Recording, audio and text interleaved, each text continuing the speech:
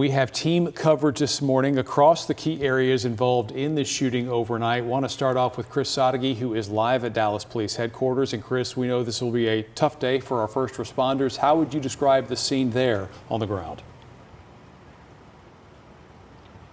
Well, Mark, it is a tragic night and morning for Dallas Police Headquarters. We know that from past instances, when an officer is killed in the line of duty, it does not take long for the support, for the memorials to start piling up at the headquarters. That's what we're waiting to see this morning. We already saw some of the support overnight at Methodist Hospital. In fact, that's where we spent most of this night. And we were there and we could see the officer's family being brought into the hospital, saluted on each side by Dallas Police. In fact, Dallas Police escorted them into the building. Then throughout the night, we saw more and more officers showing up. There were several dozen waiting near the front of the door, and police cars completely packed Colorado Boulevard, the street where Methodist sits, so much so that a few officers were having to do traffic control. Then around 3 in the morning, they quickly dispersed as they prepared to get in position for the procession that took the fallen officer from the hospital to the medical examiner's office. While we were out there, Fort Worth police were coming over and trying to keep us updated. They sent officers to assist their law enforcement family here in Dallas. Dallas Police, when they did address the media, talked about that support. We asked tonight and this morning for the thoughts and prayers of our city, for not only those who are recovering in the hospital, but for our fallen, for their family, and for their loved ones, and for us as a department as well. And during that official update from Dallas Police, they did walk us through the events. For that, I'm going to send it over to Tiffany Liu, who is still live out on the scene, to take us through what happened.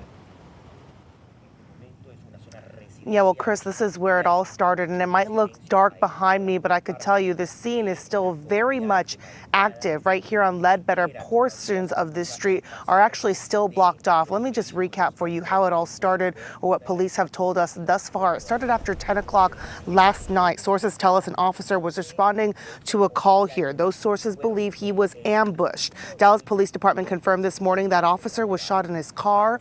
Then 2 backup officers came and they were shot as well. This morning, I did listen to the radio traffic from after the shooting. You could hear officers were doing CPR on one of their own as they waited for ambulance to arrive. Their voices had an immense sense of urgency, and they knew they had to get these 3 officers to the hospital right away. Take a listen. One that's down, they're doing CPR right now. The other 2 have been transported. I don't know what element system they're going to Baylor. React 7 is going to Methodist Central. We're still waiting on that ambulance. Where is it? You could hear them asking for that ambulance, and in these moments, those seconds, those minutes, they can feel like forever, and in those minutes, it is crucial to get those officers that help. We know 1 officer did unfortunately die. 2 are still at Baylor Hospital this morning recovering from their injuries. But for now, I'm going to send it over to my coworker, Natalie Haddad, who is in Louisville, where the story continues.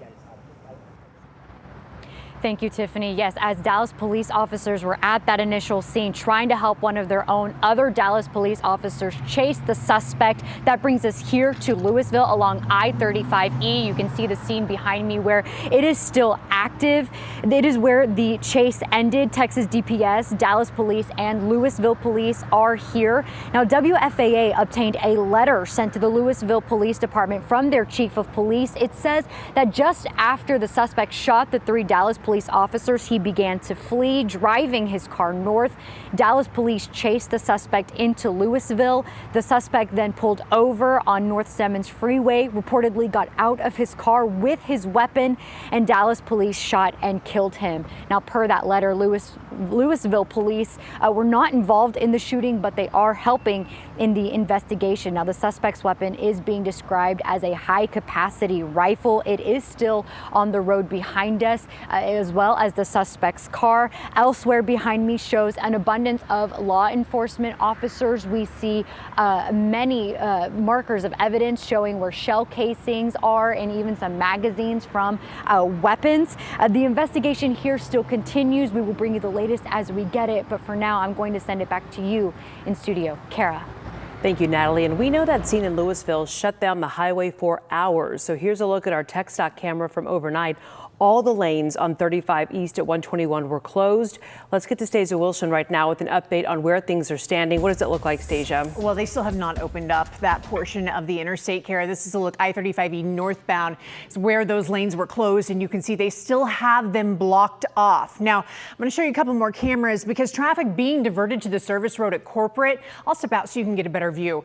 And you can see the service road is packed as well. So this is an area you definitely want to avoid right now. If you can, I can show you this location on our map, again, in the Louisville area. And it looks like, as you just saw, that traffic being forced off the main lanes at Corporate, and then that closure lasts just a little bit past 121, Sam Rayburn Tollway. So if this is your normal route, you know, the rest of your thoroughfares on the northern portion, north side of Dallas County, are moving along just fine. I would definitely take the Dallas North Tollway. Whatever you do, don't get stuck in that mess, because typically the service road moves a little quicker. Not the case this morning. We're going to let you know when this opens up and keep checking alternate routes for you. Kara, Mark?